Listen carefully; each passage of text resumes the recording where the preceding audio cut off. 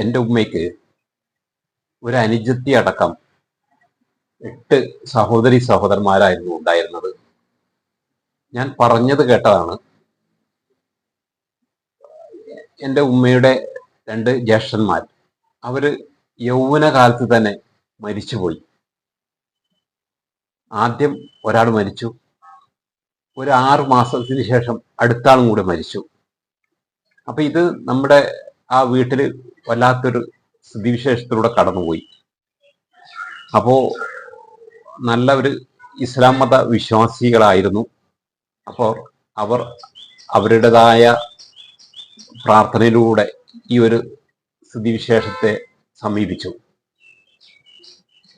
അപ്പോൾ അങ്ങനെ ഒരു മുസ്ലിയാരൊക്കെ കൊണ്ടുവന്നിട്ട് അവിടെ പ്രാർത്ഥിച്ചു.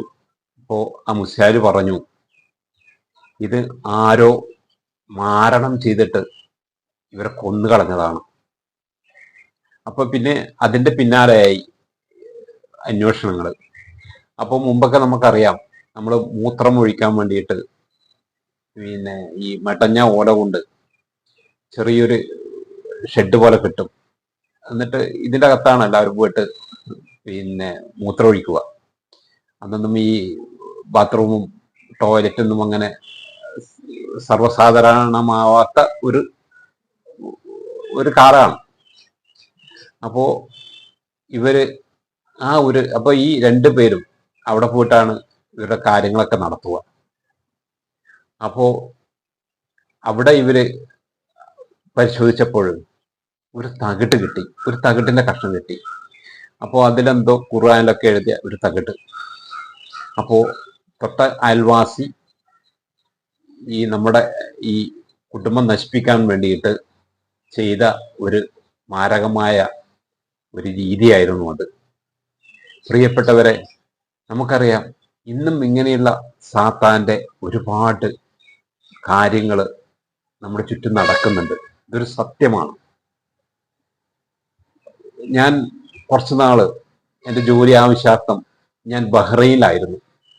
അപ്പോൾ ബഹ്റൈനിൽ പോയപ്പോൾ എന്നെ കൊണ്ടുപോയ അവിടെ റെസ്റ്റോറൻറ്റ് നടത്തുന്ന സാറ്, അപ്പോൾ അദ്ദേഹം ഒരു തട്ടുകട നടത്തുന്നുണ്ട്. നല്ല രീതിയിൽ പോകുന്നൊരു തട്ടുകടയാട്ടോ. അപ്പോൾ അതിൻ്റെ അടുത്ത് തന്നെ പിന്നെ ഒരു കോഴിക്കോടുകാരൻ്റെ ഒരു ഇക്കമാരുടെ ഒരു റെസ്റ്റോറൻറ്റ് കൂടി ഉണ്ടായിരുന്നു. അപ്പോൾ ഈ തട്ടുകടയിലെ ഒരു സ്ഥിതിവിശേഷം, നല്ല കച്ചവടം ഉണ്ടാവും, ഇത് പെട്ടെന്ന് അങ്ങോട്ട് ഡള്ളായി പോകും. അപ്പൊ വീണ്ടും ഈ സാറ് ഒരുപാട് വിയർപ്പൊക്കെ ഒഴുക്കി വീണ്ടും ഇത് പൊക്കിക്കൊണ്ടുവരും, പക്ഷെ വീണ്ടും ഡള്ളാവും. അപ്പൊ ഇത് വല്ലാത്തൊരു വേദനയിലേക്ക് അദ്ദേഹത്തെയും അദ്ദേഹത്തെ കുടുംബത്തെയും കൊണ്ടുപോയി. ആ ഒരു സ്ഥിതിയിലാണ് ഞാൻ അവിടെ ജോലിക്ക് പോകുന്നത്. അപ്പോൾ സാറ് എന്നോട് ഈ കാര്യങ്ങൾ ഷെയർ ചെയ്തു. അപ്പോൾ ആ ഒരു തട്ടുകടയുടെ ചുമതല ഞാനാണ് വഹിച്ചത്. അപ്പൊ ഞാൻ കർത്താവിനോട് പ്രാർത്ഥിച്ചപ്പോൾ കർത്താവ് ചില കാര്യങ്ങൾ എനിക്ക് കാണിച്ചു തന്നു.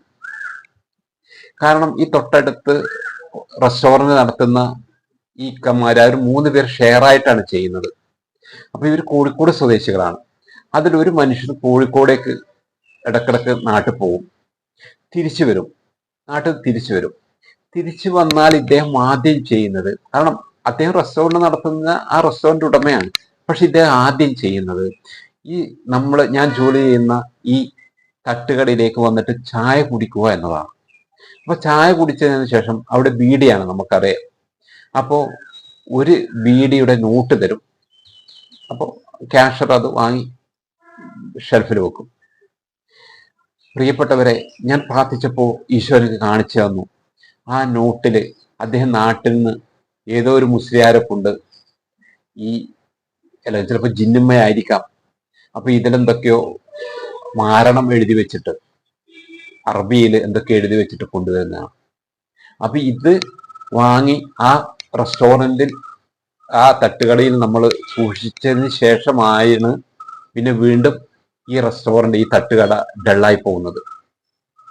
ഇത് ഞാൻ പ്രാർത്ഥിച്ച് കണ്ടുപിടിച്ചതിന് ശേഷം ഇദ്ദേഹം എപ്പോഴൊക്കെ നമ്മുടെ റെസ്റ്റോറൻറ്റിൽ വന്ന് ചായ കുടിച്ച് ഈ 1 രൂപൻ്റെ ബീഡ് തരുമോ, ഞങ്ങളത് ഈ ഷെൽഫിൽ ഈ വലിപ്പിലിടാതെ ഞങ്ങളത് മാറ്റി വെച്ചിട്ട് ഒന്നെങ്കിൽ അത് കളയും, എന്തെങ്കിലും ചെയ്യും, ഒന്നും കത്തിച്ച് കളയും, അല്ലെങ്കിൽ വേറെ എവിടെയെങ്കിലും കൊണ്ട് ഇടും. പ്രിയപ്പെട്ടവരെ, നമുക്ക് ചുറ്റും, പ്രത്യേകിച്ച് ഞാൻ എപ്പോഴും പറയാറുണ്ട്, ക്രിസ്ത്യാനികളെ ഏതൊക്കെ രീതിയിൽ നശിപ്പിക്കാൻ പറ്റുമോ ആ രീതിയിലൊക്കെ പല സമൂഹങ്ങളും പല സമുദായങ്ങളും അവർക്ക് ചെയ്യാവുന്ന രീതിയിലൊക്കെ അവർ ചെയ്യുന്നുണ്ട്. അപ്പോൾ നമുക്കറിയാം, ജിന്നുമ്മ, മുസ്ലിയാര്, അവർ കുട്ടിച്ചാത്തൻ സേവ, അതുപോലെ തന്നെ മുട്ടയിൽ മാരണം ചെയ്തു വെക്കുക, അതുപോലെ തന്നെ ഈ കുടത്തിൽ എന്തൊക്കെ ആവാഹിച്ചിട്ട് കൊണ്ടുവെക്കുക, പിന്നെ ചെറിയ ചെറിയ ചില പിന്നെ തകിടുകളിൽ പിന്നെ ഈ അറബിയിലൊക്കെ ഈ പിന്നെ മാരണം എഴുതിയിട്ട് നമ്മുടെ സ്ഥാപനങ്ങളിലോ നമ്മുടെ കൃഷിയിടത്തോ കൊണ്ടുവെക്കുക. ഇങ്ങനെയൊക്കെ വെക്കുമ്പോഴുണ്ടാകുന്ന പ്രശ്നം, നമുക്കൊരു പ്രാർത്ഥന ഇല്ലെങ്കിൽ, നമ്മൾ യോഗ്യതയോടുകൂടെ വിശുദ്ധ കുർബാന സ്വീകരിക്കുന്നവരല്ലെങ്കിൽ, നമുക്കൊരു കുടുംബ പ്രാർത്ഥന ഇല്ലെങ്കിൽ നമ്മുടെ ഈ വരുമാന സ്രോതസ്സൊക്കെ നശിച്ചു പോകും. കുടുംബത്തിലൊന്നും കലഹമായിരിക്കും. പതുക്കെ പതുക്കെ നമ്മുടെ കുടുംബത്തിന്റെ വേരുകൾ ഇളകാൻ തുടങ്ങും. നമ്മുടെ കുടുംബം ഒരു അരാജകത്വത്തിലേക്ക് പോകും. പതുക്കെ പതുക്കെ നമ്മുടെ കുടുംബം ഒന്നെങ്കിൽ നമ്മൾ നാടുവിടും, അല്ലെങ്കിൽ നമ്മുടെ കുടുംബം പതുക്കെ പതുക്കെ ഛിന്ന ഭിന്നമായി പോകും. ഇതൊരു സത്യമാണ്. ഞാൻ ഇതിനിടെ കർണാടക ശുശ്രൂഷയ്ക്ക് പോയി. അപ്പോൾ അവിടെ ഒരു സഹോദരൻ ഞങ്ങളുമായിട്ട് പങ്കുവെക്കുകയാണ്. കാരണം അദ്ദേഹം വളരെ അധ്വാനിച്ചിട്ട് ഒരു 12 സെന്റ് സ്ഥലത്ത് ഒരു കൊച്ചു വീട് വെച്ചു. വീട് വെച്ചിട്ട് കുറെ കഴിയുമ്പോൾ, ഇപ്പൊ 12 വർഷമായി, അപ്പോൾ ഒരു 6 വർഷം കഴിഞ്ഞതിന് ശേഷം എന്നും ആ വീട്ടില് പാമ്പുകൾ എഴഞ്ഞു വരിക, എന്നും പാമ്പുകളെ തല്ലിക്കൊല്ലുക. പ്രിയപ്പെട്ടവരെ, ഇത് ഞങ്ങൾ പ്രാർത്ഥിച്ചപ്പോൾ കണ്ടത്, അതിന്റെ തൊട്ടടുത്തുള്ള ഒരു ഹൈന്ദവ വിശ്വാസി ഈ ഭവനത്തില് ഒരു പാമ്പിന്റെ രൂപത്തിലുള്ള ഒരു സാധനം അവിടെ കൊണ്ടുവച്ചിരിക്കുകയാണ്. അപ്പോൾ നമ്മളെ തകർക്കാൻ വേണ്ടിയിട്ട്, നമ്മുടെ വിശ്വാസം തന്നെ ഇല്ലാതാക്കാൻ വേണ്ടിയിട്ട്, നമ്മുടെ കുടുംബം തന്നെ നശിപ്പിക്കാൻ വേണ്ടിയിട്ട് ഇങ്ങനെ ഒരുപാട് കാര്യങ്ങൾ ചെയ്യുന്ന എത്രയോ പേരുണ്ട്. അപ്പോൾ നമ്മളിതൊന്നും കണ്ടിട്ട് ഭയപ്പെടാൻ പാടില്ല. എന്തുകൊണ്ടെന്ന്, നമ്മൾ കർത്താവിന്റെ കൂടെ ആയിരിക്കുമ്പോൾ ഇതൊന്നും നമ്മളെ യേശില്ല. നമ്മൾ ഇടയ്ക്കിടെ വിശ്വാസ പ്രമാണം ചൊല്ലിയിട്ട് വ്യഞ്ചരിച്ച വെള്ളം നമ്മുടെ ഭവനത്തിൽ തളിക്കണം. അതുകൊണ്ടാണ് സഭ പഠിപ്പിക്കുന്നത്, വർഷത്തിൽ ഒരിക്കലെങ്കിലും വീട് വെഞ്ചരിക്കണം. അതോടൊപ്പം തന്നെ നമുക്ക് ചെയ്യാവുന്ന രീതിയിലൊക്കെ നമ്മൾ പ്രാർത്ഥിക്കണം. വചനം കൊണ്ട് ഒരു കോട്ട കെട്ടാൻ നമുക്ക് പറ്റണം. നമ്മുടെ കൃഷിയിടത്തും നമ്മുടെ ബിസിനസ് സ്ഥാപനത്തിലും അതോടൊപ്പം തന്നെ നമ്മൾ താമസിക്കുന്ന ഭവനത്തിലും ഇടയ്ക്കിടെ വിശ്വാസ പ്രമാണം ചൊല്ലിയിട്ട് ചുറ്റും നടന്നിട്ട് നമുക്ക് ഈ വെഞ്ചരിച്ച വെള്ളം തളിക്കാൻ പറ്റണം. നമ്മൾ എപ്പോഴും കരുതിയിരിക്കണം. അതൊക്കെ ഒരു നാണക്കേടായിട്ട് നമ്മൾ കരുതാൻ പാടില്ല. ഇതിലൊരു വിശ്വാസമുണ്ടോ എന്ന് കരുതാൻ പാടില്ല. കാരണം നമ്മൾ ബുദ്ധി കൊണ്ട് ഒന്നും അളക്കാൻ പാടില്ല. നമ്മുടെ ചുറ്റും ഇതൊക്കെ സംഭവിക്കുന്നുണ്ട്. എന്നാൽ ജീവിക്കുന്ന വചനം അതൊരായുധമാണ്. അത് ആയുധമാണ്. ആ ആയുധം, ആ വചനം എടുത്ത് നമ്മൾ ഉപയോഗിക്കണം. നമ്മൾ എന്നും ഭവനങ്ങളിൽ വിശുദ്ധ ബൈബിള് ഉറക്കെ വായിക്കണം. ഇങ്ങനെ വചനം കൊണ്ട് ഒരു സംരക്ഷണം കെട്ടണം. നമ്മുടെ ഭവനവും നമ്മുടെ സ്ഥലവും നമ്മുടെ ബിസിനസ് സ്ഥാപനവും എല്ലാം നമുക്ക് വചനം കൊണ്ട് കെട്ടി ഉറപ്പിക്കണം. നമ്മൾ ഒരു ബിസിനസ് ചെയ്യുന്ന ഒരു വ്യക്തിയാണെങ്കിൽ എല്ലാ ദിവസവും നമ്മുടെ ഈ വർക്ക് തുടങ്ങുന്നതിന് മുമ്പ് നമ്മൾ പ്രാർത്ഥിക്കണം. ബൈബിൾ ഉറക്കെ വായിക്കണം. 91 സങ്കീർത്തനം വായിക്കണം. നമ്മളെ മക്കൾക്ക് കുരിശ് വരച്ചു കൊടുക്കണം. നമ്മളെ മക്കൾക്ക് വചനം പറഞ്ഞു കൊടുത്ത് വചനം ചൊല്ലിപ്പിക്കണം.